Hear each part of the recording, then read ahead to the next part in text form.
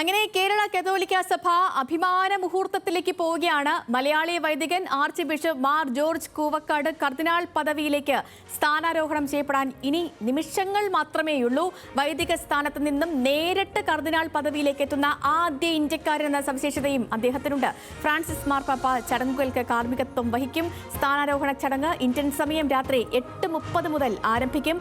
Mar George കൂവക്കാടിന്റെ ജന്മനാടായ ചങ്ങനാശ്ശേരി മാമൂട്ടിൽ സ്ഥാനാരോഹണ ചടങ്ങുകൾ കാണാനുള്ള എല്ലാ ഒരുക്കങ്ങളും പൂർത്തിയായിട്ടുണ്ട്. ഇപ്പോൾ ഇനിയുള്ള 1 മണിക്കൂർ നമ്മൾ ഇതുമായി ബന്ധപ്പെട്ടുള്ള വിഷയങ്ങളായിരിക്കും പ്രേക്ഷകരിലേക്ക് എത്തിക്കുക. ആ കാഴ്ചകൾ, അതുമായി ബന്ധപ്പെട്ടുള്ള വിശദീകരണങ്ങളൊക്കെയാവും ഇനി പ്രേക്ഷകരിലേക്ക് ന്യൂസ് മലയാളം എത്തിക്കുന്നത്. വിവരങ്ങളുമായി കോട്ടയം മാമൂട് ലൂർദ് മാതാ ദേവാലയത്തിൽ നിന്ന് ഗോകുൽ രമേശ് ഉണ്ട്. അതിഥികളായി നമ്മൾ കൊച്ചി രൂപത PRO ഫാദർ ജോണി സേവ്യറേയും വത്തിക്കാനിൽ നിന്ന് വരാപ്പുഴ അതിരൂപതയിലെ ഫാദർ വിപിൻ സേവ്യറേയും പ്രതീക്ഷിക്കുന്നുണ്ട്. ആദ്യം ഗോകുലിലേക്ക് പോവുകയാണ്.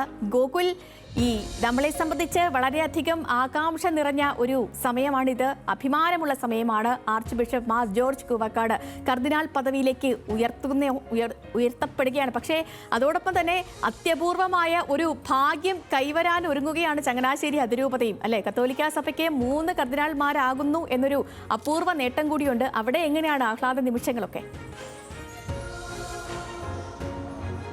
സേതുലക്ഷ്മി സൂചിപ്പിച്ചതുപോലെ തന്നെയാണ് സീറോ മലബാർ സഭയ്ക്ക് ഏറെ അഭിമാനകരമായിട്ടുള്ള ഒരു നിമിഷത്തിന് ഇനിയും ഏതാനും നിമിഷങ്ങൾ കൂടി മാത്രമേ അവശേഷിക്കുന്നുള്ളൂ. ആ ഒരു നിമിഷം അണയുന്നതിന് വേണ്ടിയിട്ട്, ആ സുവർണ നിമിഷം കാണാനായിട്ട് എല്ലാവരും തയ്യാറെടുത്ത് കഴിഞ്ഞിരിക്കുകയാണ്. നിലവിൽ ഫാദർ ജോർജ് കൂവക്കാടിൻ്റെ കർദിനാളായിട്ടുള്ള സ്ഥാനാരോഹണത്തിന് ഇനി ഏകദേശം നിമിഷങ്ങൾ മാത്രമാണ് അവശേഷിക്കുന്നത്. ഇറ്റാലിയൻ സമയം 4 മണിക്ക്, അതായത് ഇവിടെ ഇന്ത്യൻ സമയം ഒരു 8:30 കൂടിയിട്ട് വത്തിക്കാനിൽ ചടങ്ങുകളൊക്കെ ആരംഭിക്കുന്നുണ്ടാകും. ഒപ്പം ഫ്രാൻസിസ് മാർപ്പാപ്പയാണ് ചടങ്ങുകൾക്ക് മുഖ്യ കാർമ്മികത്വം വഹിക്കുന്നുണ്ടാവുക.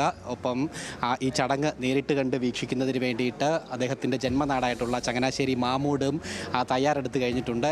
ഇവിടെ ഈ മാമൂട് ലൂർദ് മാതാ പള്ളിയിൽ പ്രത്യേകം സജ്ജീകരിച്ചിട്ടുള്ള സ്ക്രീനിൽ ദൃശ്യങ്ങളൊക്കെ, അല്ലെങ്കിൽ അവിടെ നടക്കുന്ന ചടങ്ങുകൾ പൂർണ്ണമായിട്ടും വിശ്വാസികൾക്ക് കാണുന്നതിനും ഒപ്പം ആ ഒരു നിമിഷത്തിൽ, ആ ഒരു അഭിമാന നിമിഷത്തിൽ പങ്കാളികളാവുന്നതിനുമായിട്ട് സാധിക്കുന്നുണ്ട്. ഇവിടെ ഇപ്പോൾ പള്ളിയിൽ ധാരാളം വിശ്വാസികളും അതോടൊപ്പം തന്നെ വൈദിക ശ്രേഷ്ഠരും ഒക്കെ തന്നെ ആ ചടങ്ങ് വീക്ഷിക്കുന്നതിന് വേണ്ടി അണിനിരന്നു കഴിഞ്ഞു. ഫാദർ, നമസ്കാരം. എന്ത് തോന്നുന്നു ഈ ഒരു നിമിഷത്തിൽ? എത്രത്തോളം അഭിമാനമുണ്ട്? വളരെ സന്തോഷകരമായ അനുഭവമാണ്. ഈ ഇടവകയുടെ അംഗമായ ആർച്ച് ബിഷപ്പ് ജോർജ് കൂവക്കാട്ട് കർദിനാളായിട്ട് ഉയർത്തപ്പെടുന്ന പുണ്യ നിമിഷങ്ങൾക്ക് സാക്ഷ്യം വഹിക്കാനായിട്ട് നമ്മൾ കാത്തിരിക്കുകയാണ്. ഇനി ഏതാനും നിമിഷങ്ങൾക്കുള്ളിൽ അവിടെ റോമിലെ സെൻറ്റ് പീറ്റേഴ്സ് ബസിലിക്കയിൽ വെച്ച് കർദിനാൾ പദവിയിലേക്ക് അദ്ദേഹത്തെ ഉയർത്തും. ആ വലിയ സന്തോഷത്തിൽ പങ്കുചേരാനായിട്ട് ഇടവക ജനം മുഴുവൻ ഒന്നിച്ച് ഇവിടെ വന്ന് പ്രാർത്ഥനാപൂർവ്വം കാത്തിരിക്കുകയാണ്. ദൃശ്യമായിട്ട് എല്ലാം കാണത്തക്ക രീതിയിൽ ഇവിടെ ക്രമീകരണങ്ങൾ ചെയ്തിട്ടുണ്ട്. അവിടെ കർമ്മങ്ങൾ ആരംഭിക്കുമ്പോൾ തന്നെ നമുക്ക് അവിടെ മുഴുവൻ ഇവിടെ നിന്ന് കാണാനായിട്ട് പറ്റും. സെൻറ്റ് പീറ്റേഴ്സ് ബസിലിക്കയിലാണ് കർമ്മങ്ങൾ നടക്കുക. വിശുദ്ധ പത്രോസിൻ്റെ ഖബറിടം സ്ഥിതി ചെയ്യുന്ന സെൻറ്റ് പീറ്റേഴ്സ് ബസിലിക്കയിലെ പ്രധാന അൾത്താരയിൽ മാർപ്പാപ്പയുടെ പ്രധാന കാർമ്മികത്വം നടക്കുന്ന തിരുക്കർമ്മങ്ങളുടെ മധ്യയാണ് ഈ കർദിനാൾ പദവിയിലേക്ക് ഉയർത്തപ്പെടുന്ന ചടങ്ങ് നടക്കുക. അതുകൊണ്ട് ആ പുണ്യ നിമിഷങ്ങളിൽ പങ്കെടുക്കാനായിട്ട് ഇവിടെ നിന്ന്, ഇടവകയിൽ നിന്നും രൂപതയിൽ നിന്നും ധാരാളം പേര് പോയിട്ടുണ്ട്. അവരെല്ലാം അവരോട് നേരിട്ട് ഇന്നിപ്പോൾ സെൻറ്റ് പീറ്റേഴ്സ് ബസിലിക്കയിലേക്കുള്ളിലേക്ക് കടന്നു കഴിഞ്ഞിരിക്കുകയാണ്. അവരോടൊപ്പം ഞങ്ങൾ പ്രാർത്ഥനാപൂർവ്വം ഇവിടെ നിന്നുകൊണ്ട് ഈ കർമ്മങ്ങൾ പങ്കെടുക്കുകയാണ്. ഞങ്ങൾക്ക് എല്ലാവർക്കും വലിയ സന്തോഷമാണ്. നമ്മുടെ ഇടവകയിൽ നിന്ന് ഇത്തരത്തിലൊരു സ്ഥാനലബ്ധി കൈവരിക്കും എന്നുള്ളത് എപ്പോഴെങ്കിലും ഒരു പ്രതീക്ഷിച്ചിരുന്നോ? അങ്ങനെയൊന്നും നമുക്ക് പ്രതീക്ഷിക്കാൻ പറ്റത്തില്ല. കാരണം ഇത് മാർപ്പാപ്പയുടെ കർദിനാൾമാരെ തിരഞ്ഞെടുക്കുക എന്ന് പറയുന്നത് മാർപ്പാപ്പയുടെ ഒരു സ്വയമായ ഒരു തീരുമാനമാണ്. മാർപ്പാപ്പ അദ്ദേഹത്തിൻ്റെ അനുഭവത്തിൻ്റെ വെളിച്ചത്തിലും അതുപോലെ അദ്ദേഹത്തിൻ്റെ ആലോചനകളുടെയൊക്കെ വെളിച്ചത്തിലുമാണ് തിരഞ്ഞെടുക്കുക. പക്ഷേ ഇദ്ദേഹത്തെ സംബന്ധിച്ചിടത്തോളം ഈ ഇടവകക്കാരനായ അദ്ദേഹം മാർപ്പാപ്പയുടെ അടുത്ത് അദ്ദേഹത്തിൻ്റെ സ്വകാര്യ യാത്രകളുടെ ക്രമീകരണം ചെയ്യുന്ന ആളെന്ന രീതിയിൽ വളരെ അടുത്ത് ഇടപഴകാനായിട്ടിടയായി. അപ്പോഴത്തേക്ക് അദ്ദേഹത്തിൻ്റെ വ്യക്തിത്വവും പ്രത്യേകതകളും സവിശേഷതകളും നന്മയുമൊക്കെ പരിശുദ്ധ പിതാവിന് നേരിട്ട് അറിയാനായിട്ട് സാധിച്ചു. അങ്ങനെ അറിഞ്ഞതിൻ്റെ വെളിച്ചത്തിൽ വ്യക്തിപരമായി ആ ഒരു നന്മകൾ മനസ്സിലാക്കിക്കൊണ്ടാണ് പരിശുദ്ധ പിതാവ് ഈ കൂവക്കാട്ട് പിതാവിനെ കർദിനാൾ പദവിയിലേക്ക് ഉയർത്തിയത്. അതുകൊണ്ട് അദ്ദേഹത്തിൻ്റെ വ്യക്തിത്വത്തിന്, അദ്ദേഹത്തിൻ്റെ വ്യക്തിവൈശിഷ്ട്യത്തിന് ലഭിച്ച ഏറ്റവും വലിയ അംഗീകാരമാണ് എന്നുള്ളത് നിസ്സംശയം പറയാൻ പറ്റും. എനിക്കൊന്ന് ഇതുപോലൊരു അസുലഭ നിമിഷം അത് വലിയൊരു ആർഭാടകരമാക്കി മാറ്റേണ്ട എന്ന് ഫാദറിൻ്റെ തന്നെ ഒരു നിർദ്ദേശം ഉണ്ടായിരുന്നു തോന്നുന്നു. ഇവിടെ ഈ കർദിനാളായിട്ട് നിയമിക്കപ്പെട്ടത് വിവരം അറിഞ്ഞപ്പോൾ തന്നെ അദ്ദേഹം എന്നെ ടെലിഫോണിൽ വിളിച്ച് റോമിൽ നിന്ന് വിളിച്ചിട്ട് പറഞ്ഞു, ഈ കാര്യങ്ങളിലൊക്കെ ഞാൻ അഭിനന്ദനമൊക്കെ പറഞ്ഞു അച്ഛാ ഒരു കാര്യം എനിക്ക് സജസ്റ്റ് ചെയ്യാനുണ്ട്. ആഘോഷങ്ങളും പരിപാടികളുമൊക്കെ ആലോചിക്കുമ്പോഴത്തേക്ക് ഏറ്റവും ലളിതമായിട്ട് നടത്തണം. കാരണം ഇതിൻ്റെ പേരിൽ ഒരു ആർഭാടം നടത്തിയാൽ അത് ശരിയാവത്തില്ല. കാരണം ഫ്രാൻസിസ് മാർപ്പാപ്പയുടെ ശൈലി അതല്ല. അതുകൊണ്ട് ഫ്രാൻസിസ് മാർപ്പാപ്പയുടെ ശൈലിക്കൊത്ത രീതിയിൽ പെരുമാറാനായിട്ട് നമ്മൾ ശ്രദ്ധിക്കണം. അതുകൊണ്ട് അതിൻ്റെ ഒരു അപേക്ഷയാണെന്ന് പറഞ്ഞു. അതേസമയം ആർഭാടങ്ങൾ കുറച്ചിട്ട് ദരിദ്രരായ ആളുകൾക്ക് സഹായം എത്തിക്കാൻ പറ്റുന്ന പരിപാടികൾ ആസൂത്രണം ചെയ്യുകയാണെങ്കിൽ നല്ലതാണെന്ന് പറഞ്ഞു. അതിന് ഉദാഹരണമായിട്ട് ഇപ്പോൾ ഭവന നിർമ്മാണ മേഖലയിലും സാധു വിവാഹ സഹായ പദ്ധതിയിലും അതുപോലെ ജീവകാരുണ്യ പ്രവർത്തനങ്ങളിലുമൊക്കെ കൂടുതൽ ശ്രദ്ധ കേന്ദ്രീകരിക്കുവാനായിട്ട് ഈ ഇടവക തീരുമാനിച്ചിരിക്കുകയാണ്. പിതാവിൻ്റെ ആ ആഗ്രഹവും നിർദ്ദേശവും പ്രകാരം. അതുകൊണ്ട് ഈ രീതിയിൽ കൂടുതൽ ദരിദ്രരായ സഹോദരങ്ങൾക്ക് അവരിലൂടെ ജീവിക്കുന്ന ഈശോയുടെ മുഖം കണ്ട് ആ ഈശോയെ ശുശ്രൂഷിക്കാനായിട്ടുള്ള ഒരു ശ്രമം പ്രത്യേകമായിട്ട് നടത്താനായിട്ട് ഞങ്ങൾ ആഗ്രഹിക്കുകയാണ്. വളരെ നന്ദി ഫാദർ, വളരെ നന്ദി. അദ്ദേഹം സൂചിപ്പിച്ചത് അത് തന്നെയാണ്. ഈ ചടങ്ങ് പ്രത്യേകിച്ച് ഈ ഇടവകയെ സംബന്ധിച്ചിടത്തോളം അവർ വളരെ വലിയ രീതിയിൽ കൊണ്ടാടേണ്ടിയിരുന്ന ഒരു ചടങ്ങാണ്. പക്ഷേ വളരെ ലളിതമായിട്ട് തന്നെ ആ ചടങ്ങ് നടത്തണമെന്ന് ഫാദർ കൂവക്കാടിൻ്റെ തന്നെ പ്രത്യേക നിർദ്ദേശമുണ്ടായിരുന്നു. മാത്രമല്ല അത്തരത്തിലുള്ള ചടങ്ങ് നടത്താൻ വേണ്ടി മാറ്റിവെച്ചിരിക്കുന്ന പണം ചാരിറ്റി പ്രവർത്തനങ്ങൾക്കായിട്ട് ഉപയോഗിക്കണമെന്നുള്ളൊരു നിർദ്ദേശവും അദ്ദേഹത്തിൻ്റെ ഭാഗത്തു നിന്നും ഉണ്ടായിരുന്നു എന്നാണ് ഇപ്പോൾ ഈ പള്ളിയുടെ മുഖ്യ വികാരി നമ്മളോട് പ്രതികരിക്കുകയുണ്ടായത്. എന്തായാലും ലളിതമായിട്ടാണെങ്കിൽ കൂടിയിട്ടും ഈ ചടങ്ങിൽ പങ്കെടുക്കുന്നതിന് വേണ്ടിയിട്ട് ധാരാളമായിട്ട് വിശ്വാസികൾ പള്ളിയിലേക്ക്, മാമൂട് ലൂർദ് മാതാ പള്ളിയിലേക്കൊക്കെ തന്നെ എത്തിച്ചേർന്നുകൊണ്ടിരിക്കുകയാണ്. ഇനി ഏകദേശം നിമിഷങ്ങൾ കൂടി മാത്രമേ അവശേഷിക്കുന്നുള്ളൂ ആ ഒരു തിരുക്കർമ്മം വത്തിക്കാനിൽ ആരംഭിക്കുന്നതിനായിട്ട്. ഫ്രാൻസിസ് മാർപ്പാപ്പയുടെ നേതൃത്വത്തിലാണ് ചടങ്ങ് നടക്കുക. ഫാദർ ജോർജ് കൂവക്കാട് ഉൾപ്പെടെ 21 വൈദികരെയാണ് കർദിനാളായിട്ട് അഭിഷേകം ചെയ്യുന്നത്. കഴിഞ്ഞ ഒക്ടോബർ മാസത്തിലാണ് ഏറെ നിർണായകമായിട്ടുള്ള ഒരു പ്രഖ്യാപനം ഫ്രാൻസിസ് മാർപ്പാപ്പയുടെ ഭാഗത്തു നിന്നും ഉണ്ടായിരിക്കുന്നത്. ഫാദർ ജോർജ് കൂവക്കാടിനെ കർദിനാളായി ഉയർത്തിക്കൊണ്ടുള്ള ആ ഒരു പ്രഖ്യാപനമുണ്ടായത്. അതിനുശേഷം നവംബർ മാസത്തോടു കൂടി അദ്ദേഹം ജന്മനാടായിട്ടുള്ള മാമൂടിലെത്തിയിരുന്നു. അന്ന് ഇവിടെ ചങ്ങനാശ്ശേരി കത്തീഡ്രൽ പള്ളിയിൽ അദ്ദേഹത്തിന് വലിയ സ്വീകരണം ഇടവകാംഗങ്ങളുടെയും ഒപ്പം സീറോ മലബാർ സഭയുടെ ഒക്കെ തന്നെ നേതൃത്വത്തിൽ നൽകുകയും ചെയ്തിട്ടുണ്ടായിരുന്നു. അതിനുശേഷം മെത്രാഭിഷേക ചടങ്ങുകൾ ഇന്നിവിടെ വെച്ചാണ് നടന്നത്. ഇദ്ദേഹത്തിൻ്റെ മറ്റൊരു പ്രത്യേകതയാണ്, അതായത് മെത്രാനാവാതെ നേരിട്ട് കർദിനാൾ പദവിയിലേക്ക് സ്ഥാനാരോഹണം ചെയ്യപ്പെടുന്ന ഒരു വൈദികൻ എന്നുള്ള രീതിയിലുള്ള പ്രത്യേകത കൂടി അദ്ദേഹത്തിനുണ്ട്. അതുകൊണ്ട് തന്നെ കർദിനാൾ പദവിയിലേക്ക് എത്തണമെങ്കിൽ അതിനു മുൻപ് മെത്രാനായിട്ട് അഭിഷേകം ചെയ്യണമായിരുന്നു. അദ്ദേഹത്തിൻ്റെ മെത്രാഭിഷേക ചടങ്ങുകളൊക്കെ നടന്നത് ജന്മനാടായിട്ടുള്ള ചങ്ങനാശ്ശേരിയിൽ തന്നെയായിരുന്നു. സഭ ആസ്ഥാനത്ത് കഴിഞ്ഞ നവംബർ 25-ാം തീയതിയാണ് മെത്രാഭിഷേക ചടങ്ങുകളൊക്കെ പൂർത്തീകരിച്ചത്. അതിനുശേഷം അദ്ദേഹം വത്തിക്കാനിലേക്ക് മടങ്ങി പോവുകയായിരുന്നു ഈ ഇന്നത്തെ സ്ഥാനാരോഹണ ചടങ്ങുകൾക്ക് വേണ്ടിയിട്ട്. ഒപ്പം ഈ ചടങ്ങിന് സാക്ഷിയാകുന്നതിന് വേണ്ടി ഫാദർ കൂവക്കാടിൻ്റെ കുടുംബാംഗങ്ങൾ മുഴുവൻ വത്തിക്കാനിൽ എത്തിച്ചേർന്നിട്ടുണ്ട്. അച്ഛനും അമ്മയും മറ്റ് ബന്ധുമിത്രാദികളൊക്കെ തന്നെ എത്തിച്ചേർന്നിട്ടുണ്ട്. അതുകൂടാതെ തന്നെ കേന്ദ്ര സർക്കാരിൻ്റെയും സംസ്ഥാന സർക്കാരിൻ്റെയും ഒക്കെ തന്നെ ഔദ്യോഗിക പ്രതിനിധികളും നിലവിൽ അവിടെ എത്തിച്ചേർന്നിട്ടുണ്ട്. കേന്ദ്രമന്ത്രി ജോർജ് കുര്യൻ്റെ നേതൃത്വത്തിലുള്ള 7-അംഗ സംഘമാണ് പ്രധാനമന്ത്രിയുടെയും കേന്ദ്ര സർക്കാരിൻ്റെയും പ്രതിനിധികളായിട്ട് ഈ ചടങ്ങിൽ സന്നിഹിതരാകുന്നതിന് വേണ്ടി സെൻറ്റ് പീറ്റേഴ്സ് ബസിലിക്കയിൽ എത്തിച്ചേർന്നിട്ടുള്ളത്. ഒപ്പം ആയിരക്കണക്കിന് വിശ്വാസികൾ അവിടെ ഗോകുൽ തുടരുക. അങ്ങനെ വൈദികനായിരിക്കെ നേരിട്ട് കർദിനാൾ പദവിയിലേക്ക് ഉയർത്തപ്പെടുന്ന ഇന്ത്യയിൽ നിന്നുള്ള ആദ്യ പുരോഹിതനാണ് ചങ്ങനാശ്ശേരി അതിരൂപതാംഗമായ മാർ ജോർജ് ജേക്കബ് കൂവക്കാട്. അപ്പോൾ ആ ഒരു ചരിത്ര നിമിഷത്തിനായുള്ള കാത്തിരിപ്പിലാണ് നമ്മളെല്ലാവരും. അവിടെ തിരുക്കർമ്മങ്ങൾക്ക് അല്പസമയത്തിനകം തന്നെ തുടക്കമാകും. 8:30 തന്നെ ഈ കർമ്മങ്ങൾക്ക് അവിടെ തുടക്കമാകും എന്നാണ് നിലവിൽ അറിയാൻ കഴിയുന്നത്. ഇപ്പോൾ നമുക്കൊപ്പം ഈ വിവരങ്ങൾ പങ്കുവയ്ക്കാനായി അവിടെ നിന്ന് കൂടുതൽ സംസാരിക്കാനായി നമുക്കൊപ്പം കൊച്ചി രൂപത PRO ഫാദർ ജോണി സേവ്യർ കൂടി ചേരുന്നുണ്ട്. ഫാദർ, ഈ പറയുന്നത് പോലെ തന്നെ നമ്മളെ സംബന്ധിച്ച് ഈ ഭാരത ക്രൈസ്തവ സഭയ്ക്ക് മാത്രമല്ല ഇന്ത്യൻ സമൂഹത്തിനൊന്നാകെ തന്നെ അത്യന്തം അഭിമാനകരമായ നിമിഷത്തിലൂടെയാണ് നമ്മൾ കടന്നു പോകുന്നത്. ഈ ഒരു നിമിഷത്തിൽ അങ്ങേക്ക് എന്താ പറയാനുള്ളത്? തീർച്ചയായിട്ടും കൂവക്കാട്ട് പിതാവിൻ്റെ കർദിനാളായിട്ടുള്ള ഈ സ്ഥാനാരോഹണം ഭാരത കത്തോലിക്ക സഭയ്ക്കും ക്രിസ്ത്യാനികൾക്കും അതിനേക്കാളുപരി നമ്മുടെ രാജ്യത്തിന് തന്നെ അഭിമാനമുയർത്തുന്ന ഒരു കാര്യമാണ്. കാരണം കൂവക്കാട്ട് പിതാവ് എല്ലാ തരത്തിലും ഇതിനർഹനാണ്, ഒന്നാമത്തെ കാര്യം. രണ്ടാമത്തെ കാര്യം, നമ്മൾ എല്ലാ മതങ്ങളെയും ഉൾക്കൊള്ളുന്ന ഒരു വിശാലമായ രാജ്യമാണ് നമ്മുടേത്. ആ രാജ്യത്ത് നിന്ന് ഒരു വൈദികനായിരിക്കെ തന്നെ വലിയൊരു പദവിയിലേക്ക്, അതായത് കത്തോലിക്ക സഭയുടെ രാജകുമാരൻ എന്ന രീതിയിലേക്ക് കൂവക്കാട്ട് പിതാവ് അവരോഹിതനാകുന്നത് നമുക്ക് നാടിനും നമ്മുടെ രാജ്യത്തിനും ഒക്കെ അഭിമാനമാണ്. ഞങ്ങൾ കത്തോലിക്കർ വളരെ അഭിമാനത്തോടും ആദരവോടും കൂടി എന്നും കാണുന്ന ഒരു വ്യക്തിത്വമാണ് കൂവക്കാട്ട് പിതാവ്. ഇപ്പോൾ വത്തിക്കാനിൽ അദ്ദേഹം ഈ സ്ഥാനത്തേക്ക് എത്തുമ്പോൾ ഞങ്ങൾ ഒന്നടങ്കം ദൈവത്തിന് നന്ദി പറയുകയും അഭിമാനിക്കുകയും ചെയ്യുകയാണ്. കൂവക്കാട്ട് പിതാവിന് ഭാരതത്തിലെ കത്തോലിക്കരെല്ലാവരും ഒന്ന് ചേർന്ന് പ്രാർത്ഥനാ നിർഭരമായ അഭിനന്ദനങ്ങളും ആശംസകളും അറിയിച്ചുകൊണ്ട് ഞങ്ങൾ അഭിമാനത്തോടുകൂടെ ഈ നിമിഷം നിൽക്കുകയാണ്. തീർച്ചയായും അത്യന്തം അഭിമാനകരമായ നിമിഷത്തിൽ തന്നെയാണ് ഈ എല്ലാവരും ഈ ഫാദർ പറഞ്ഞതുപോലെ കത്തോലിക്ക സഭയിലെ രാജകുമാരന്മാരെന്നാണ് സാധാരണ ഈ കർദിനാൾമാർ അറിയപ്പെടുന്നത് പോലും. കത്തോലിക്ക സഭയിലെ ഈ പൗരോഹിത്യ ശ്രേണിയിൽ മാർപ്പാപ്പ കഴിഞ്ഞാൽ ഒരു പുരോഹിതൻ എത്താൻ കഴിയാവുന്ന ഏറ്റവും ഉയർന്ന സ്ഥാനത്തേക്കാണ് അദ്ദേഹം എത്തിച്ചേരുന്നത്. അത് ഈ സഭയെ സംബന്ധിച്ചും വളരെയധികം അഭിമാനകരമായ നിമിഷമല്ലേ? അങ്ങയ്ക്ക് അദ്ദേഹവുമായുള്ള ഒരു വ്യക്തിപരമായ ബന്ധം കൂടി പങ്കുവയ്ക്കാമോ? വ്യക്തിപരമായിട്ട് നേരിട്ട് എനിക്ക് പിതാവിനെ പരിചയമില്ലെങ്കിലും പരോക്ഷമായിട്ട് പല കാര്യങ്ങളിലും പിതാവ് ചെയ്യുന്ന കാര്യങ്ങൾ എനിക്കറിയാം. കഴിഞ്ഞ 25 വർഷമായിട്ട് റോമിലുള്ള ആളാണ് പിതാവ്. അത് പ്രത്യേകിച്ച് പരിശുദ്ധ പിതാവിൻ്റെയും മുൻ പിതാക്കന്മാരുടെയൊക്കെ വിദേശ യാത്രകളിലൊക്കെ അതൊക്കെ എല്ലാം അതിൻ്റെതായ രീതിയിൽ അറേഞ്ച് ചെയ്യുക, അത് എല്ലാം ഒരുക്കി കൊടുക്കുക എന്നുള്ള വലിയൊരു ദൗത്യം എപ്പോഴും കൂവക്കാട്ട് പിതാവ് നിർവഹിച്ചിരുന്നതാണ്. അതിന് ഞങ്ങൾക്ക് വത്തിക്കാനിൽ ഇൻ്റർനാഷണൽ കാര്യങ്ങൾ കൈകാര്യം ചെയ്യുന്ന പൊന്തിഫിക്കൽ അക്കാഡമി എന്ന് പറഞ്ഞ ഒരു സ്ഥാപനമുണ്ട്.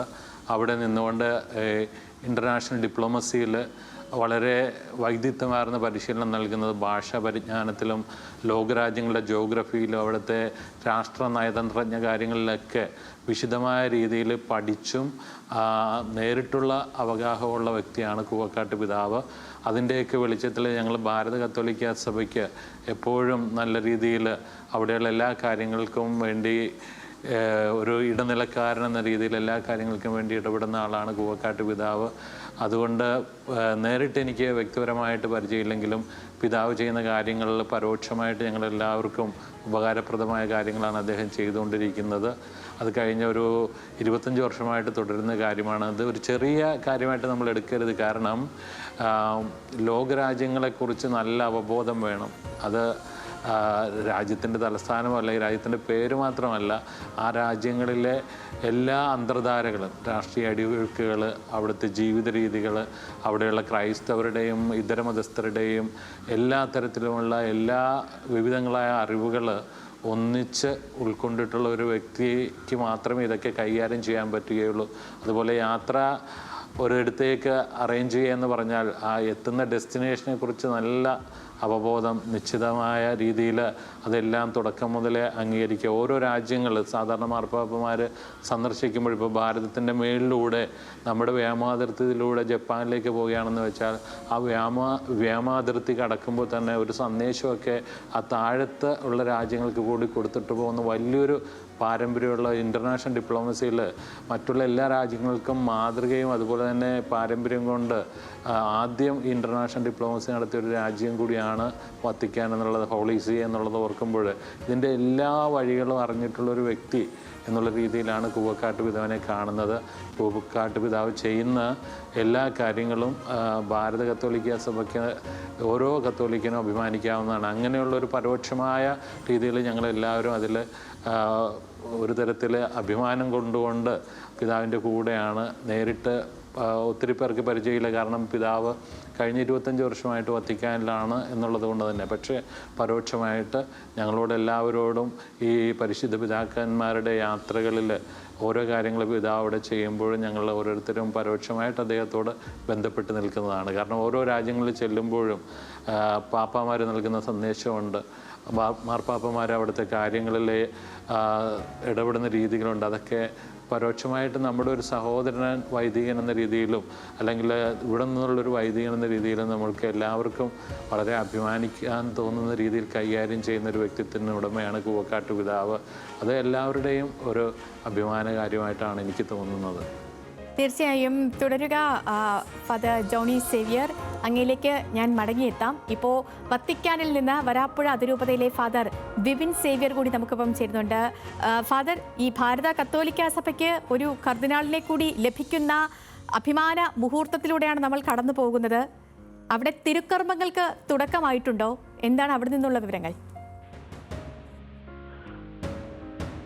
വത്തിക്കാനിൽ ഏറെ സന്തോഷത്തിൻ്റെയും അതുപോലെ തന്നെ ഏറെ ആകാംക്ഷയോടെ കാത്തിരിക്കുന്ന ഭാരത കത്തോലിക്ക സഭയും അതോടൊപ്പം തന്നെ വിവിധ രാജ്യങ്ങളിൽ നിന്നുള്ള കത്തോലിക്ക സഭയുടെ പ്രതിനിധികളുമൊക്കെ ഏറെ ആകാംക്ഷയോടെ കാത്തിരിക്കുന്ന നിമിഷങ്ങളിലേക്ക് അടുത്തുകൊണ്ടിരിക്കുകയാണ്. ഏതാനും നിമിഷങ്ങൾക്കുള്ളിൽ തന്നെ ഇന്നത്തെ ദിവ്യബലിയും ആരാധനാക്രമങ്ങളും ആരംഭിക്കുകയാണ്. പുതിയ 21 കർദിനാൾമാരെ സഭയുടെ രാജാക്കന്മാരായിട്ട് ഉയർത്തിക്കൊണ്ടുള്ള വിശിഷ്ടമായ പുണ്യനിമിഷങ്ങളിലേക്ക് നാം പ്രവേശിക്കുകയാണ്. കത്തോലിക്ക സഭയോടൊപ്പം തന്നെ മറ്റ് ഇതര സഭകളും അതോടൊപ്പം തന്നെ മറ്റു മതസ്ഥരും എല്ലാം ഇത് നോക്കിക്കാണുന്നു എന്നുള്ളത് ഏറെ പ്രത്യേകതയാണ്. നമുക്കറിയാം, ഫ്രാൻസിസ് പാപ്പ തന്റെ ശുശ്രൂഷകൾ ആരംഭിച്ച നാളുകൾ മുതൽ ഏറെ പ്രത്യേകമായിട്ട് 2013 അദ്ദേഹം ആരംഭിച്ച തന്റെ വലിയ അപ്പോസ്തോലിക ശുശ്രൂഷ, ആ ശുശ്രൂഷയുടെ 87ാമത്തെ, പ്രത്യേകിച്ച് അദ്ദേഹത്തിന്റെ 87ാം വയസ്സിൽ അദ്ദേഹം ആയിരിക്കുന്ന ഈ നിമിഷങ്ങളിൽ താൻ ചെയ്തുകൊണ്ടിരിക്കുന്ന പ്രവർത്തനങ്ങളിൽ ഏറ്റവും ശ്രദ്ധേയമായിട്ട് ലോകം ഇന്ന് എടുത്തു കാണിക്കുന്നത് പാർശ്വവൽക്കരിക്കപ്പെട്ടവരോടുള്ള അദ്ദേഹത്തിന്റെ വലിയ അനുഭാവമാണ്. ആ വലിയ അനുഭാവം തുടരുന്ന ഒരു സഭയെ അദ്ദേഹം സ്വപ്നം കാണുന്നു.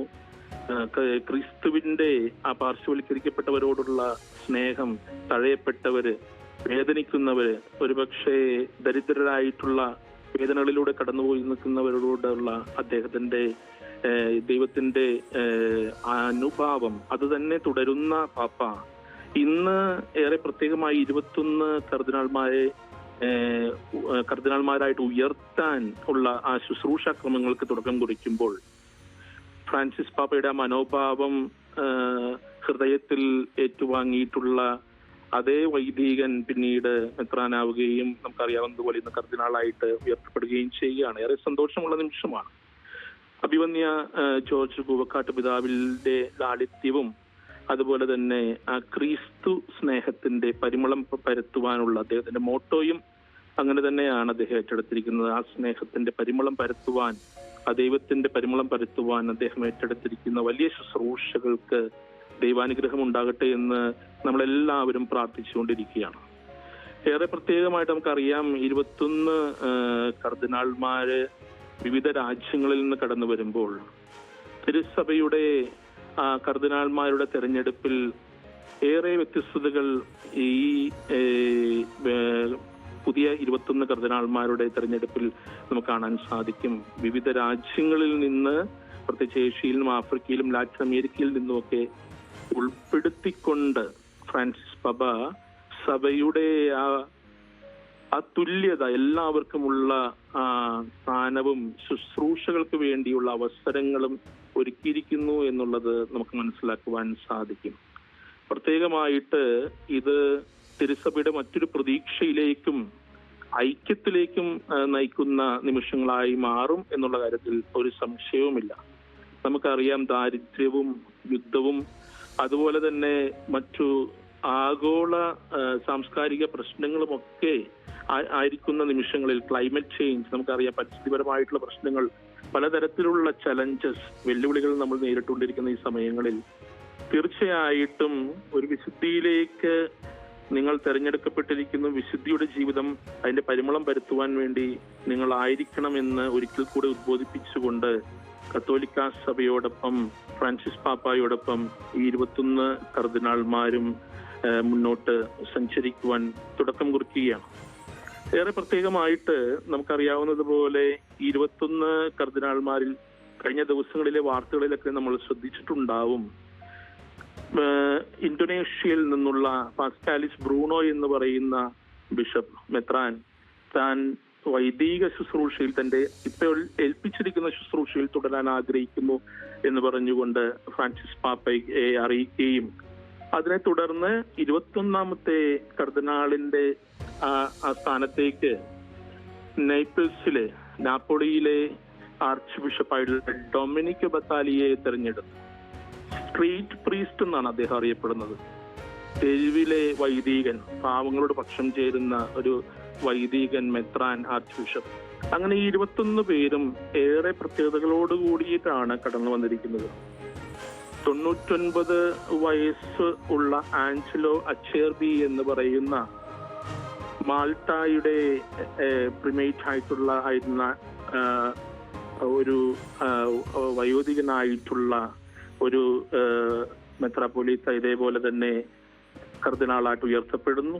ഇതിൽ തന്നെ ഏറ്റവും പ്രായം കുറഞ്ഞ ഒരു മെത്രാൻ കർദിനാളായി മാറുന്നത് നമുക്ക് എല്ലാവർക്കും അറിയുന്നത് മിഖോല ബൈക്കോവ് എന്ന് പറയുന്ന ഉക്രൈനിയൻ ഗ്രീക്ക് എപ്പാർക്കിയിൽ നിന്നുള്ള ബിഷപ്പും മെത്രാനും അദ്ദേഹവും കർദിനാളായി ഉയർപ്പെടുന്നു.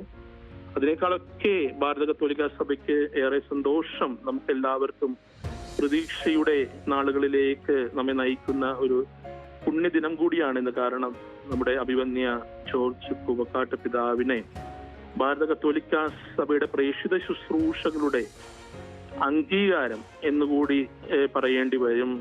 ഫ്രാൻസിസ് പാപ്പ തന്റെ കൂടെ തന്റെ യാത്രകളെ ക്രമീകരിച്ചിരുന്ന ഡിപ്ലോമാറ്റിക് സർവീസിൽ വത്തിക്കാന് വേണ്ടി വിവിധ രാജ്യങ്ങളിൽ നയതന്ത്ര മേഖലകളിൽ ശുശ്രൂഷ നടത്തിയിരുന്ന ഒരു വൈദികനെ കർദിനാൾ പദവിയിലേക്ക് ഉയർത്തുന്നു.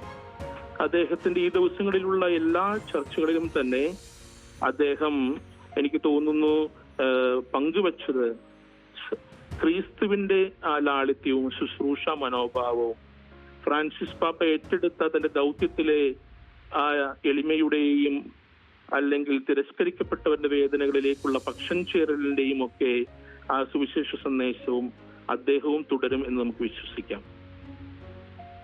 തീർച്ചയായും ഫാദർ ബിബിൻ സേവ്യർ തുടരുക. അങ്ങിലേക്ക് മടങ്ങി വരാം ഞാൻ. ഇപ്പോൾ ഈ സ്ഥാനാരോഹണ ചടങ്ങുകൾക്ക് തുടക്കമായിട്ടുണ്ട് വത്തിക്കാനിൽ. അതിന്റെ തത്സമയ ദൃശ്യങ്ങളാണ് പ്രേക്ഷകർ ന്യൂസ് മലയാളത്തിലൂടെ സ്ക്രീനിലൂടെ കാണുന്നത്. Era protesa anche la recente assemblea sinodale. Tra le molte considerazioni riassunte nel documento finale raccolgo la seguente. La sinodalità è un cammino insieme dei cristiani con Cristo verso il regno di Dio in unione a tutta l'umanità. അഭിമാന മുഹൂർത്തത്തിലാണ് കത്തോലിക്ക സഭ. Francis മാർപ്പാപ്പ ചടങ്ങുകൾക്ക് മുഖ്യ കാർമ്മികത്വം വഹിക്കും. അവിടെ വത്തിക്കാനിൽ ചടങ്ങുകൾക്ക് തുടക്കമായിട്ടുണ്ട്. നമുക്കിപ്പം ഫാദർ ജോണി സേവ്യർ തുടരുന്നുണ്ട്. ഫാദർ ജോണി സേവ്യർ, അവിടെ ചടങ്ങുകൾക്ക് തുടക്കമായിട്ടുണ്ട്. കർദിനാൾ സ്ഥാനാരോഹണ ചടങ്ങുകൾ ബസലിക്കയിൽ ആരംഭിച്ചിട്ടുണ്ട്. ഭാരത സഭയ്ക്ക് ഇത് അഭിമാന മുഹൂർത്തമാണ്. സീറോ മലബാർ സഭയിൽ നിന്നുള്ള ആളാണ് അദ്ദേഹം. ഒരുപാട് ശുശ്രൂഷകളൊക്കെ സ്തുത്യർഹമായ രീതിയിൽ, വളരെ ഉന്നതമായ രീതിയിൽ അദ്ദേഹം നിർവഹിച്ചിട്ടുണ്ട്. എല്ലാവർക്കും സ്വീകാര്യനായ ഒരു വ്യക്തി കൂടിയാണ് ഈ അദ്ദേഹത്തിൻ്റെ എടുത്തു പറയുമ്പോൾ. കാരണം എല്ലാവർക്കും, സാധാരണക്കാർക്കൊപ്പം നിന്ന് എല്ലാവർക്കും എല്ലാ കാര്യങ്ങളിലും സ്വീകാര്യനായിട്ടുള്ള ഒരു വ്യക്തി കൂടിയാണ് അദ്ദേഹം. അപ്പോൾ സഭയെ സംബന്ധിച്ച് എത്രത്തോളം നിർണായകമാണ് ഇന്നത്തെ father bishop Mar George Jacob കൂവക്കാടിൻ്റെ ഈ കർദിനാൾ സ്ഥാനാരോഹണം? ജേക്കബ് പിതാവിൻ്റെ അല്ലെങ്കിൽ കൂവക്കാട്ട് പിതാവിൻ്റെ സ്ഥാനാരോഹണം ഒരു സാധാരണ വൈദികന് സഭയിൽ അദ്ദേഹത്തിൻ്റെ ശുശ്രൂഷകൾക്കനുസരിച്ചാണ് സ്ഥാനം. അതായത് വേറെ എന്തെങ്കിലും ഒരു പ്രത്യേക പരിഗണനകളല്ല, തൻ്റെ ശുശ്രൂഷകളുടെ പശ്ചാത്തലത്തിൽ നിന്നുകൊണ്ടാണ് അദ്ദേഹം ഈ നിലയിലേക്ക് വരുന്നത് എന്നുള്ളത് വളരെ അഭിമാനം തോന്നുന്നൊരു കാര്യമാണ്. കാരണം രാജകുമാരനാണെന്ന് പറഞ്ഞാലും കർദിനാൾമാർ ഒരാളും രാജാവാകുന്നില്ല എന്നുള്ളതാണ് കത്തോലിക്ക സഭയിലെ ഒരു പ്രത്യേകത. ഒരേ രാജകുമാരന്മാരിൽ നിന്ന് ഒരാൾ പോപ്പായിട്ട് അല്ലെങ്കിൽ മാർപ്പാപ്പയായിട്ട് മാറുമ്പോൾ, പാപ്പയായിട്ട് മാറുമ്പോൾ അദ്ദേഹത്തെ പറയാറുള്ള ഏറ്റവും വലിയ വിശേഷണം ശുശ്രൂഷകരുടെ ശുശ്രൂഷകൻ എന്നാണ്. അതാണ് ഏറ്റവും വലിയൊരു കാര്യം. കത്തോലിക്ക സഭയിൽ രാജകുമാരന്മാരുണ്ടെങ്കിലും ആരും രാജാവാകുന്നില്ല. ക്രിസ്തുവാണ് രാജാവ്. ക്രിസ്തു ആകട്ടെ മറ്റുള്ളവരുടെ ശുശ്രൂഷകനാണ്. അതുകൊണ്ട് ശുശ്രൂഷകരുടെ ശുശ്രൂഷകനായിട്ടാണ് കർദിനാൾമാരിൽ നിന്ന് ഒരാൾ തിരഞ്ഞെടുക്കപ്പെടുമ്പോൾ സംഭവിക്കുക. അതുതന്നെയാണ് കൂവക്കാട്ട് പിതാവിൻ്റെ കാര്യത്തിലും എളിമയുടെ ഒരു പ്രതീകമാണ് അദ്ദേഹം. എല്ലാ വൈദികരും അങ്ങനെ ആയിരിക്കണം എന്നൊരു തോന്നൽ ലോകത്തിന് കൊടുക്കാൻ വേണ്ടി തന്നെ ആയിരിക്കണം ഫ്രാൻസിസ് പാപ്പ അദ്ദേഹത്തെ കർദിനാൾ പദവിയിലേക്ക് ഉയർത്തിയിരിക്കുന്നത്. ഇപ്പോൾ നമ്മൾ കണ്ടുകൊണ്ടിരിക്കുന്നത് അതേ അർത്ഥത്തിൽ തന്നെ വത്തിക്കാനിൽ നിന്ന് ഈ ചടങ്ങുകൾക്ക് ഒരു ആമുഖം എന്ന കണക്കെ ഒരു കർദിനാൾ നമ്മുടെ സഭയിൽ, കത്തോലിക്ക സഭയിൽ ഇപ്പോൾ നടന്നുകൊണ്ടിരിക്കുന്ന സിനഡാലിറ്റി, അതായത് എല്ലാവരും ഒന്നിച്ചെന്നുള്ള രീതിയിൽ അന്യോന്യം ശ്രവിച്ചും പങ്കുവച്ചും മുന്നോട്ടെന്നുള്ള രീതിയിലുള്ള ആ കാര്യങ്ങളുടെ പശ്ചാത്തലത്തിൽ നിന്നൊരു ആമുഖമാണ് വയോധികനായ ഒരു അഭിമന്യ കർദിനാൾ ഇപ്പോൾ വത്തിക്കാനിൽ നടത്തിക്കൊണ്ടിരിക്കുന്നത്. സഭയെന്ന് പറഞ്ഞാൽ ശുശ്രൂഷകരുടെ, എളിയവരുടെ ഒരു കൂട്ടായ്മയാണെന്നുള്ളതാണ് ഏറ്റവും വലിയ സത്യം. അതിൽ സ്ഥാനമാനങ്ങൾക്കല്ല പ്രാധാന്യം, എന്നാൽ സ്ഥാനമാനങ്ങളില്ലാതെ കാര്യങ്ങളൊട്ട് മുന്നോട്ട് പോവുകയില്ല. അതുകൊണ്ട് തന്നെ ഈ കൺസിസ്റ്ററി എന്ന് പറയുന്നത് ഒരുമിച്ച് എല്ലാവരും ഒന്നിച്ചു ചേർന്ന് നിൽക്കുക എന്നുള്ളതാണ് ആ വാക്കിൻ്റെ ലാറ്റിൻ ഭാഷയിലെ അർത്ഥം. കൺസിസ്റ്റ് എന്നുള്ള രീതിയിൽ ഇംഗ്ലീഷിൽ പറയാവുന്ന രീതിയിൽ ഒരുമിച്ച് ശക്തിയോടുകൂടി നിൽക്കുക. അതിന് ലോകത്ത് നിന്ന് 90 രാജ്യങ്ങളിൽ നിന്നാണ് ഇപ്പോൾ അതിനായിട്ട് ഒന്നിച്ചു നിൽക്കാൻ വേണ്ടി വളരെ ജനകീയമായ രീതിയിൽ ഒരു ഹൈറാർക്കിക്കൽ സംവിധാനം കത്തോലിക്ക സഭയിൽ എന്നുമുണ്ട്. എന്നാൽ അതിലേക്ക് ജനകീയതയുടെ പരമാവധി കാട്ടിക്കൊണ്ടും ശുശ്രൂഷയുടെ ഏറ്റവും താഴ്ന്ന തലം കാട്ടിക്കൊണ്ടുമാണ് ഫ്രാൻസിസ് പാപ്പ ഈ കാര്യങ്ങൾ ചെയ്തുകൊണ്ടിരിക്കുന്നത്. അതിലേക്കാണ് നമ്മുടെ അഭിമാനം എന്ന കണക്കെ കൂവക്കാട്ട് പിതാവും നടന്നെടുക്കുന്നത്. ഒത്തിരി സന്തോഷം നൽകുന്ന നിമിഷങ്ങളാണ്. 1.5 മണിക്കൂറോളം നീണ്ടു നിൽക്കുന്ന ഈ ചടങ്ങുകളിൽ ആമുഖമാണ് ഇപ്പോൾ നമ്മൾ കണ്ടുകൊണ്ടിരിക്കുന്നത്. ബാക്കിയുള്ള കാര്യങ്ങൾ ഓരോ പ്രാർത്ഥനയ്ക്കും അതിൻ്റെതായ വളരെ ആഴത്തിലുള്ള അർത്ഥങ്ങൾ കൽപ്പിച്ചു കൊടുത്തിട്ടുള്ള പ്രാർത്ഥനകളാണ്. നമ്മളിപ്പോൾ പരിശുദ്ധ പിതാവ് ഫ്രാൻസിസ് പാപ്പയുടെ പ്രാർത്ഥനകളിലേക്കുള്ള ആ തുടക്കം ആണ് കേട്ടുകൊണ്ടിരിക്കുന്നത്. അതെ അതെ, തീർച്ചയായും. ഇപ്പോൾ വത്തിക്കാനിൽ നിന്നുള്ള തത്സമയ ദൃശ്യങ്ങളിലേക്ക് നമുക്ക് പോകേണ്ടതുണ്ട്. ഫ്രാൻസിസ് മാർപ്പാപ്പ അദ്ദേഹം സംസാരിക്കുകയാണ്. Exhibere e congruenter officium. Certus te universis ecclesias colaturum, quid illi presentes quam junta respicium. Per Dominum nostrum Iesum Christum, Filium tuum, qui vive et regna in unitate Spiritus Sancti Deus, per omnia saecula saeculorum. Amen.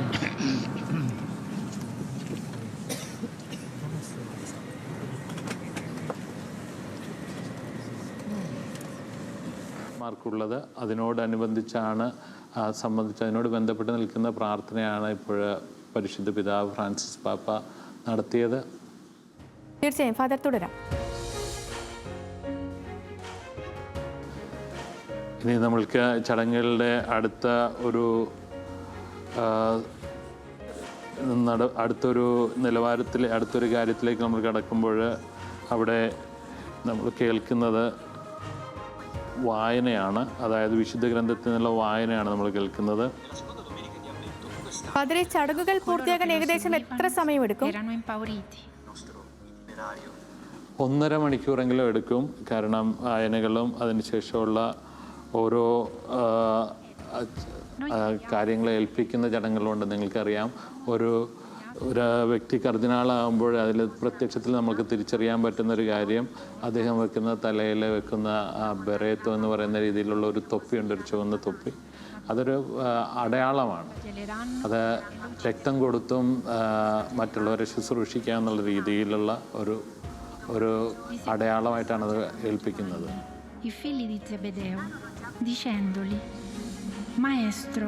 വത്തിക്കാനിൽ നിന്നുള്ള തത്സമയ ദൃശ്യങ്ങളാണ് പ്രേക്ഷകർ കാണുന്നത്. Egli disse loro: "Che cosa volete che io faccia per voi?"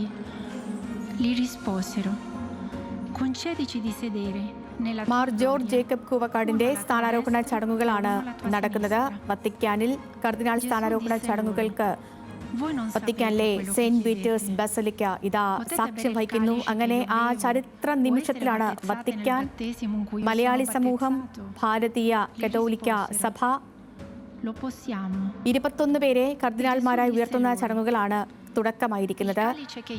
മലയാളിയായ Mar George Jacob കൂവക്കാടിന്റെ കർദിനാൾ സ്ഥാനാരോഹണ ചടങ്ങിനായി ആവേശത്തോടെ, അതിലേറെ അഭിമാനത്തോടെയാണ് നമ്മൾ ഓരോരുത്തരും ആ ചടങ്ങ് വീക്ഷിക്കാനായി കാത്തിരിക്കുന്നത്. അവിടെ നിന്നുള്ള തത്സമയ ദൃശ്യങ്ങളാണ് പ്രേക്ഷക ന്യൂസ് മലയാളത്തിന്റെ സ്ക്രീനിലൂടെ കണ്ടുകൊണ്ടിരിക്കുന്നത്. നമുക്കൊപ്പം കൊച്ചി അതിരൂപത PRO ഫാദർ ജോണി സേവ്യർ തുടരുന്നുണ്ട്.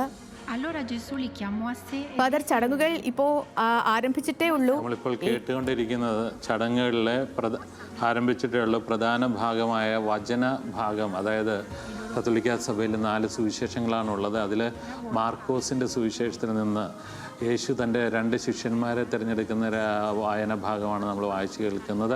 അവിടെ ഒരു പ്രശസ്തമായ ഒരു ചോദ്യം യേശു ആ ശിഷ്യന്മാരോട് ചോദിക്കുന്നുണ്ട്. നിങ്ങൾ ഞാൻ കുടിക്കുന്ന പാനപാത്രം കുടിക്കുവാൻ തയ്യാറാണോ? അതായത് ശുശ്രൂഷ സഹനത്തിൻ്റെതാണെന്നുള്ളത് ഒരർത്ഥം, മറ്റുള്ളവർക്ക് വേണ്ടിയാണെന്നുള്ള ഒരർത്ഥം യേശു ക്രിസ്തു ലോകത്തിന് പറഞ്ഞു കൊടുക്കുന്ന ഭാഗമാണ് നമ്മളിപ്പോൾ വായിച്ചു കേൾക്കുന്നത്. ശരി, ഇന്ത്യൻ സഭാ ചരിത്രത്തിൽ തന്നെ ആദ്യമായിട്ടാണ് വൈദികരിൽ നിന്നും ഒരാളെ നേരിട്ട് കർദിനാൾ പദവിയിലേക്ക് ഉയർത്തുന്നത്. അതുതന്നെയാണ് മലയാളികളെ സംബന്ധിച്ചും ഭാരതത്തിനെ സംബന്ധിച്ചും ഇത്രയേറെ അഭിമാനകരമെന്ന് പറയുന്നതും. കത്തോലിക്ക സഭയെ സംബന്ധിച്ചിടത്തോളം 6-ാം നൂറ്റാണ്ട് മുതൽ ഇങ്ങനെയുള്ള കർദിനാൾ സ്ഥാനങ്ങൾ ഉള്ളതാണ്. അതിൽ അൽമായരടക്കം തിരഞ്ഞെടുക്കപ്പെട്ടിട്ടുണ്ട്. ഇപ്പോൾ ഈ അടുത്ത കാലത്ത് ഇങ്ങും നേരിട്ട് ഒരു വൈദികനെ, പ്രത്യേകിച്ച് നമ്മുടെ ഇന്ത്യയിൽ നിന്ന് ആദ്യമായിട്ടാണ് ഒരു വൈദികൻ കർദിനാൾ സ്ഥാനത്തേക്ക് നേരിട്ട് തിരഞ്ഞെടുക്കപ്പെടുന്നത്. അങ്ങനെ തിരഞ്ഞെടുക്കപ്പെട്ടാൽ ആ വൈദികൻ ഒരു മെത്രാനായിട്ട് അഭിഷേകം ചെയ്യപ്പെടണം. അതിനുശേഷമാണ് കർദിനാൾ എന്നുള്ള പദവിയിലേക്ക് കോൺസിസ്റ്ററി ചടങ്ങിലേക്ക് വരുന്നത്. ഇപ്പോൾ നമ്മൾ കേൾക്കാൻ പോകുന്നത് ഫ്രാൻസിസ് പാപ്പ ഈ നമ്മൾ വായിച്ചു കേട്ട വചനത്തിൻ്റെ ഭാഗത്തിൽ നിന്നുകൊണ്ട്, വചനഭാഗത്തിൻ്റെ പശ്ചാത്തലത്തിൽ നിന്നുകൊണ്ട് ഒരു ഉപദേശവും പ്രസംഗവും ലോകത്തിനും പുതിയ കർദിനാൾമാർക്കും വേണ്ടി നടത്തുകയാണ്. Giacomo e Giovanni, che immaginarono invece un destino diverso per il loro maestro, avanzano la loro richiesta e gli chiedono 2 posti di onore. Concedici di sedere nella tua gloria, uno alla tua destra, uno alla tua sinistra. Il Vangelo mette in luce questo drammatico contrasto. Mentre Gesù sta facendo una strada faticosa e in salita che lo porterà al Calvario, i discepoli pensano alla strada e in discesa del Messia vincitore. E non dobbiamo scandalizzarci in questo, ma prendere in mente coscienza che, per dirlo col Manzoni, così è fatto questo guazzabuglio del cuore umano. Così è fatto. Questo può succedere anche a noi, che il nostro cuore perda la strada, lasciandosi abbagliare dal fascino del prestigio, dalla seduzione del Mar George potere, കൂവക്കാടിനെ കർദിനാൾ da un പദവിയിലേക്ക് entusiasmo ഉയർത്തുന്ന സ്ഥാനാരോഹണ ചടങ്ങുകളാണ് per il നടക്കുന്നത്. nostro Signore. Mar George Koovakad അടക്കം 21 പേരെയാണ് ഇന്ന് കർദിനാൾ പദവിയിലേക്ക് ഉയർത്തുന്നത്. ഫ്രാൻസിസ് മാർപ്പാപ്പയുടെ കാർമ്മികത്വത്തിൽ ആണ് ചടങ്ങുകൾ. അദ്ദേഹത്തിന്റെ വാക്കുകളാണ് നമ്മൾ കേൾക്കുന്നതും. E chiederci: dove sta andando il mio cuore? Kochi രൂപത PRO ഫാദർ ജോണി സേവ്യർ തുടരുന്നുണ്ട് നമുക്കിപ്പം. ഫാദർ, ഇത് നമ്മളിപ്പോ നേരത്തെ കേട്ട ആ വായനയുടെ ട്രാൻസ്ലേഷൻ ആണോ അദ്ദേഹം, അതിനെക്കുറിച്ചാണോ ഇപ്പോൾ മാർപ്പാപ്പ പറഞ്ഞുകൊണ്ടിരിക്കുന്നത്? അതിനെ അധികരിച്ചുകൊണ്ടാണ് മാർപ്പാപ്പ സംസാരിക്കുന്നത്. അതിൽ 2 ശിഷ്യന്മാർ വന്ന് യേശുക്രിസ്തുവിൻ്റെ ഇടത്തും വലത്തും ഇരിക്കാൻ ഞങ്ങളെ അനുവദിക്കണമെന്നുള്ള രീതിയിൽ അപേക്ഷിക്കുമ്പോൾ അത് സ്ഥാനമാനമല്ല, മറിച്ച് അത് ഒത്തിരി പീഡകളുടെയും സഹനങ്ങളുടെയും മറ്റുള്ളവർക്ക് ശുശ്രൂഷ ചെയ്യേണ്ടതിൻ്റെയും ആയിട്ടുള്ള ഒരു സ്ഥാനമാണ് നിങ്ങൾ ചോദിക്കുന്നതെന്നും, ഞാൻ സഹിക്കുന്നത് പോലെ നിങ്ങൾക്ക് മറ്റുള്ളവർക്ക് വേണ്ടി സഹിക്കാനാകുമോ എന്നുള്ള യേശുക്രിസ്തുവിൻ്റെ ചോദ്യമാണ് വായിച്ചു കേട്ടത്. അതിനധികരിച്ച് ഈ 2 ശിഷ്യന്മാരെ യേശുക്രിസ്തു എങ്ങനെ ബലപ്പെടുത്തി എന്നതിന് കൂടുതൽ വിശദീകരണങ്ങൾ ഇന്നത്തെ കാലഘട്ടത്തിനനുസരിച്ച് നൽകിക്കൊണ്ടാണ് പരിശുദ്ധ പിതാവ് ഇപ്പോൾ സംസാരിച്ചുകൊണ്ടിരിക്കുന്നത്. Oggi in particolare a voi, cari fratelli, che ricevete il cardinalato, vorrei dire, badate bene a fare la strada di Gesù. E cosa significa questo? Father Johnny Xavier തുടരുക. ഇപ്പോൾ വത്തിക്കാനിൽ നിന്ന് വരാപ്പുഴ അതിരൂപതയിലെ ഫാദർ വിപിൻ സേവ്യർ കൂടി നമുക്കൊപ്പം ടെലിഫോൺ ലൈനിൽ ചേരുന്നുണ്ട്. ഫാദർ, അവിടെ തിരുക്കർമ്മങ്ങൾക്ക് തുടക്കമായിട്ടുണ്ട്. Come in quella pastorale, rischiamo a volte di concentrarci sui contorni, dimenticato l'essenziale. Father കേൾക്കാം. അവിടെ ഇപ്പോൾ തിരുക്കർമ്മങ്ങൾക്ക് തുടക്കമായിട്ടുണ്ട്. ചടങ്ങ് എത്ര സമയം നീണ്ടു നിൽക്കും? ഇപ്പോൾ എന്താണ് അവിടെ നടക്കുന്നത്? ഇപ്പോൾ പരിശുദ്ധ പിതാവ് തന്റെ വചന സന്ദേശം നൽകിക്കൊണ്ടിരിക്കുന്ന നിമിഷമാണ്. ഏറെ ശ്രദ്ധേയമായിട്ടുള്ളൊരു കാര്യം, പരിശുദ്ധ പിതാവ് പലപ്പോഴും തന്റെ ശുശ്രൂഷകളില് ഏറെ വ്യത്യസ്തമായിട്ട് പറഞ്ഞിട്ടുള്ള കാര്യമാണ് വചന സന്ദേശങ്ങൾ ഹ്രസ്വവും അതോടൊപ്പം തന്നെ അത് സുവിശേഷ ബന്ധിതവുമായിരിക്കണം എന്നുള്ളത്. അത് ഏറെ പ്രത്യേകതയോടുകൂടി ഫ്രാൻസിസ് പാപ്പ തുടരുന്നു എന്നുള്ളതാണ് മനസ്സിലാക്കാൻ സാധിച്ചിട്ടുള്ളത്. പലപ്പോഴും വിശുദ്ധ കുർബാനയിൽ പങ്കെടുത്തപ്പോഴെല്ലാം അത് അനുഭവിക്കാനും സാധിച്ചു എന്നുള്ളത് ഏറെ പ്രത്യേകതയാണ്. ശരി, ചടങ്ങുകൾ ഇനി എത്ര സമയം നീണ്ടു നിൽക്കും ഫാദർ? ചടങ്ങുകളുടെ ഏകദേശം 1.5 മണിക്കൂറിൽ താഴെയായിട്ട് ഉള്ള ചടങ്ങുകളാണ് നടന്നുകൊണ്ടിരിക്കുന്നത്. തീർച്ചയായിട്ടും അതിനനുസൃതമായിട്ടുള്ള ആരാധനാക്രമമാണ് ഒരുക്കിയിരിക്കുന്നത് എന്നുള്ളതാണ് മനസ്സിലാക്കാൻ സാധിച്ചിട്ടുള്ളത്. ശരി, വത്തിക്കാനിൽ നിന്നുള്ള ദൃശ്യങ്ങളാണ് നമ്മൾ ഈ കാണുന്നത്. അവിടെ നിന്നുള്ള വിവരങ്ങൾ നൽകുകയായിരുന്നു ഫാദർ വിപിൻ സേവിയർ. അദ്ദേഹം വരാപ്പുഴ അതിരൂപതയിലെ പിആർഒ കൂടിയാണ്.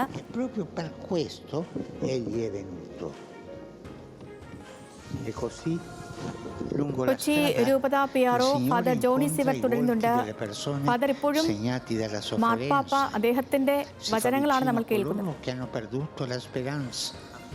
അദ്ദേഹത്തിൻ്റെ വചന സന്ദേശത്തിൽ അദ്ദേഹം ഏറ്റവും എടുത്തു പറയുന്നത് യേശുവിൻ്റെ വഴി എന്ന് പറഞ്ഞാൽ നമുക്കറിയാം മറ്റുള്ളവരെ ശുശ്രൂഷിക്കുക എന്നുള്ള ആ വഴിയാണ് കർദിനാളാകുക എന്നുള്ളതുകൊണ്ട് ആദ്യം ചെയ്യേണ്ടതെന്നാണ് പാപ്പ ആവർത്തിച്ച് പറഞ്ഞുകൊണ്ടിരിക്കുന്നത്.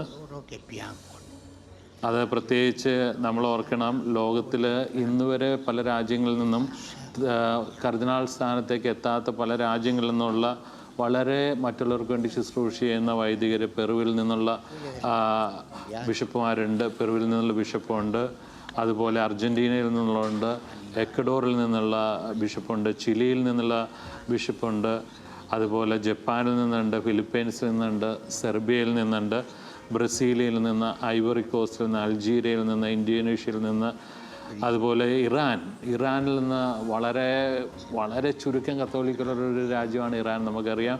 അവിടെ നിന്ന് ഡൊമിനിക് ജോസഫ് മത്യു എന്ന് പറയുന്ന ഒരു ആർച്ച് ബിഷപ്പ് ആദ്യമായിട്ട് കർദിനാളാവുകയാണ്. നമുക്കറിയാം ഇന്നത്തെ ജിയോ പൊളിറ്റിക്കൽ, അതായത് ഭൂമിശാസ്ത്ര രാഷ്ട്രീയപരമായിട്ട് ഇറാൻ കടന്നു പോകുന്ന പ്രത്യേക സാഹചര്യങ്ങളിൽ അവിടെ നിന്ന് ഒരാൾ കർദിനാൾ സ്ഥാനത്തേക്ക് ഉയരുക എന്ന് പറഞ്ഞാൽ അതൊക്കെ ലോകത്തിന് തന്നെ വളരെ കൗതുകത്തോടും അതോടൊപ്പം തന്നെ സ്നേഹത്തോടും കൂടി ഒപ്പം കാണുന്ന കാഴ്ചയാണ്. അവരെല്ലാവരും പിന്തുടരേണ്ട പാത യേശുവിൻ്റെ പാതയാണെന്ന് വചന സന്ദേശത്തിലൂടെ പരിശുദ്ധ പിതാവ് ആവർത്തിച്ച് പറഞ്ഞുകൊണ്ടിരിക്കുകയാണ്. അതുപോലെ തന്നെ ഇറ്റലിയിൽ നിന്നും കാനഡയിൽ നിന്നുമൊക്കെയുള്ള ബിഷപ്പുമാരും ഇന്ന് 21 പേരിൽ ഉൾപ്പെടുന്നുണ്ട്. അതിലേറ്റവും പ്രായം കുറഞ്ഞ ആൾക്ക് 44 വയസ്സേ ഉള്ളൂ. അദ്ദേഹം ഉക്രൈൻ ഗ്രീക്ക് കത്തോലിക്ക സഭയിൽ, ഉക്രൈൻ സഭയിലെ ഒരു 44 വയസ്സുകാരൻ മെൽബണിൽ അതിരൂപതയിൽ ജോലി ചെയ്യുന്ന ആളാണ്. അദ്ദേഹവും ഇന്ന് മൈക്കളോ ബൊയ്ച്ചോക്ക എന്ന് പറയുന്ന ഉക്രൈൻ ഗ്രീക്ക് കത്തോലിക്ക സഭയിലെ മെൽബൺ രൂപതയിലെ 44-കാരൻ ആണ് ഇവരിലെ ഏറ്റവും പ്രായം കുറഞ്ഞ വ്യക്തി. അതിൽ ഏകദേശം തൊട്ടടുത്ത പ്രായത്തിലെത്തുന്ന ആളാണ് നമ്മുടെ കൂവക്കാട്ട് പിതാവ്. അവരെല്ലാവരും ചെയ്യേണ്ട, പ്രായഭേദമന്യേ ചെയ്യേണ്ട ഒരേ ഒരു കാര്യം യേശു ക്രിസ്തുവിൻ്റെ വഴിയിലൂടെ നടക്കുക എന്നുള്ളതാണ് വചന സന്ദേശത്തിലൂടെ പരിശുദ്ധ പിതാവ് ഫ്രാൻസിസ് പാപ്പ ഓർപ്പിച്ചുകൊണ്ടിരിക്കുന്നത്. ശരി, കൊച്ചി രൂപത പിആർഒ ഫാദർ ജോണി സിവിന്റെ വാക്കുകളാണ് നമ്മൾ കേൾക്കുന്നത്. ഫാദർ, തുടരുക. ഇപ്പോൾ ചടങ്ങുകൾ, തിരുക്കർമ്മങ്ങൾ വത്തിക്കാനിൽ പുരോഗമിക്കുകയാണ്. മാർപ്പാപ്പയുടെ കാർമ്മികത്വത്തിലാണ് ചടങ്ങുകൾ പുരോഗമിക്കുന്നത്.